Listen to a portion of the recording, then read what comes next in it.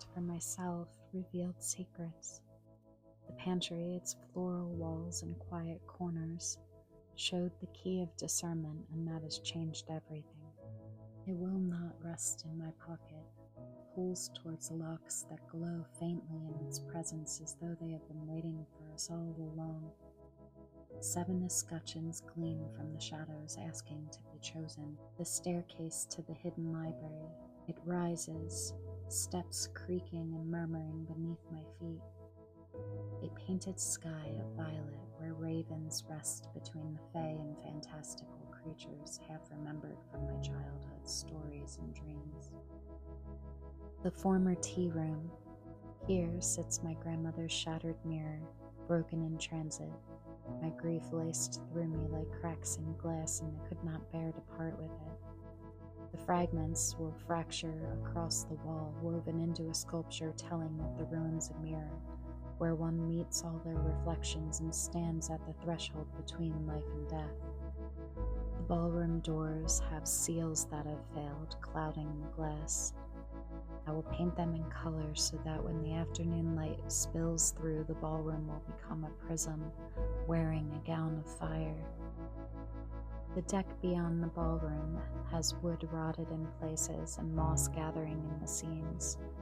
It overlooks the gardens, and I dream of painting sunflowers across its boards and sealing them, so we might stand barefoot in a garden that blooms even in winter. The rather unremarkable white bedroom sits with blue floors and white walls.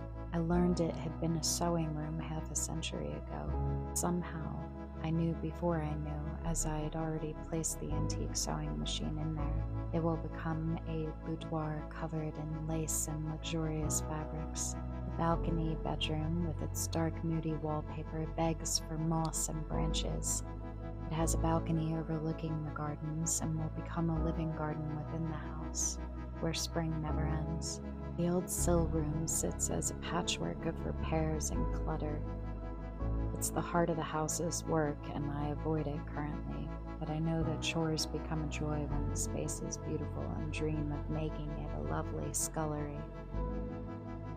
You can join us at www.patreon.com/JessicaLark to join the Reliquarian Society.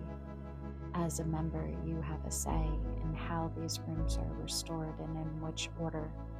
You also have the ability then to receive a key of your own and come and stay in the house that is calling you home. You'll receive oracle cards, handwritten letters, photographs, and behind the scenes, as well as invitations to private meetings with myself and the other members, and first invitations to special events and parties held here at Reliquarian House. All the money that comes in via Patreon goes towards the restoration and resurrection of this house into a new purpose that serves artists, writers, creatives, and women on the edge of remembering their sacred selves.